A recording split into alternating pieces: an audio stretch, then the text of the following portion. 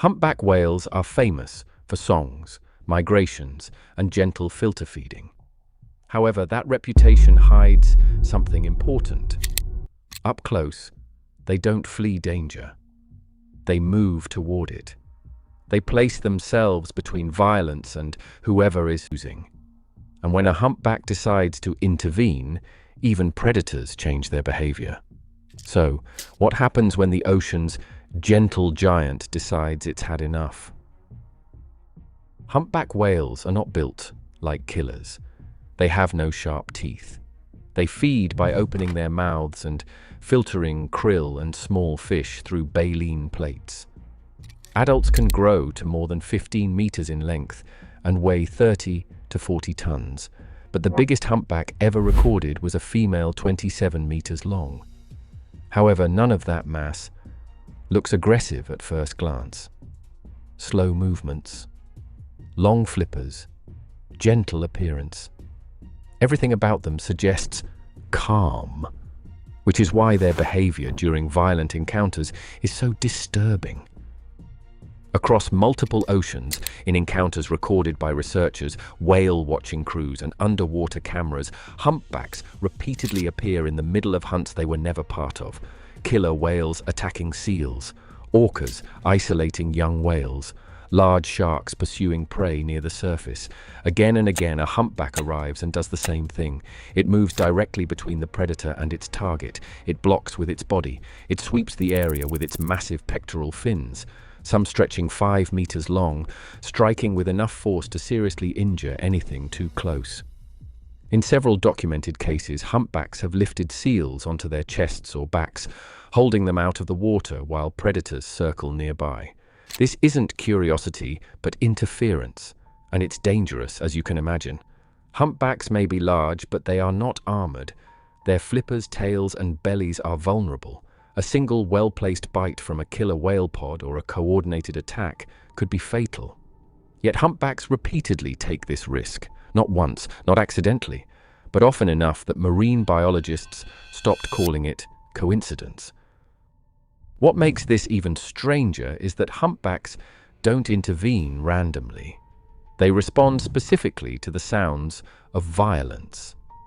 Studies have shown that humpbacks are drawn toward orca attack calls and distress vocalizations, even when the prey species is not related to them. They ignore normal orca chatter and feeding noise. But when a hunt turns aggressive, they close the distance fast. Video footage shows this clearly. Calm water, sudden surface disruption. A massive humpback whale breaking through waves. Then chaos. Orcas scatter. The hunt collapses. The humpback remains, circling the smaller animal like a moving wall. Predators retreat not because they are weaker, but because the cost suddenly becomes unpredictable. A humpback's tail can deliver blows strong enough to break bones. Its bulk disrupts coordinated attacks. Its presence forces predators to divide attention. Even for killer whales, specialists in teamwork, this changes the equation. The hunt is no longer clean. One mistake could mean serious injury. This behavior is not rare. It has been documented in the Pacific, Atlantic, and Southern Oceans across different humpback populations that do not regularly interact. That matters. It suggests this is not learned locally. It is part of a broader behavioral pattern. The closer you look, the less gentle this appears.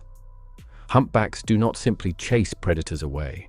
They stay, patrol, and position themselves between danger and vulnerable animals long after the immediate threat has passed.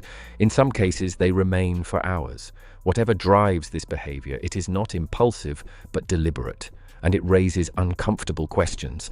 Are humpbacks misidentifying prey as calves? Are they enforcing some kind of social boundary? Or are they displaying dominance in a way we have not been measuring correctly? Protection implies kindness, but stopping a hunt does not require empathy. It requires force applied at the right moment. What makes this behavior even more unsettling is how precisely it escalates. Humpbacks do not charge blindly. They do not rush at predators in panic. Footage shows them approaching at controlled angles, positioning their bodies so their calves or the unrelated animal they are shielding remain behind them. Their long pectoral fins become barriers, their tails become deterrents. Every movement looks slow, but the force behind it is enormous. A single humpback tail fluke can span over 5 meters. When it strikes the water, the shock travels outward in a pressure wave. Marine biologists estimate that a direct hit could easily break bones or disable a predator long enough to end a hunt. Even near misses are enough to disrupt coordination. Against a pod of killer whales that relies on timing and teamwork, that disruption is critical, and this is not limited to surface encounters. Humpbacks may not dive as deep as sperm whales, but they regularly descend hundreds of meters while feeding or traveling. Below the surface, visibility drops fast. Sound becomes the primary sense. Here, humpbacks are far from helpless. Their hearing is extremely sensitive, tuned to low-frequency sounds that travel vast distances underwater. Orca attack calls, distress signals, and the chaotic noise of a hunt cut through the ocean like alarms. That sound seems to be the trigger. Studies analyzing decades of sightings found a clear pattern. Humpbacks are far more likely to approach when killer whales are actively hunting than during any other orca behavior. They do not respond to casual movement. They do not respond to non-violent feeding. They respond to aggression. Whatever is happening in their minds, it is tied to conflict itself. That brings us to the most uncomfortable theories. One explanation is misdirected maternal instinct. Humpbacks invest heavily in their calves. Mothers will fast for months, migrating thousands of kilometers while nursing. Losing a calf is catastrophic. Some researchers suggest humpbacks may interpret distress calls as their own young in danger and respond automatically, even when the attacking species does not match. But that theory does not explain everything. In several documented cases, male humpbacks have intervened just as aggressively.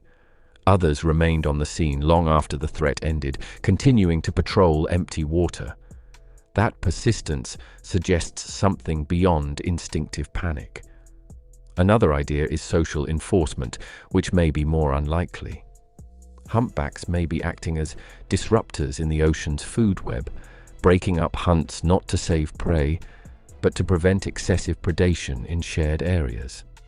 By making hunts unpredictable and costly, they may reduce overall risk for themselves and their young over time.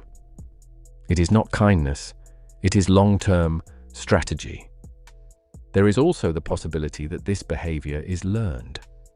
Humpbacks are highly intelligent. They pass songs across entire ocean basins. Cultural behaviors spread between populations. If even a small number of individuals discovered that interrupting hunts reduces future threats, that knowledge could propagate. Over generations, what began as reaction could become policy. So, whatever the reason, the outcome is the same. The presence of a humpback changes the rules. Predators that normally dominate an encounter hesitate. Hunts that should succeed fall apart.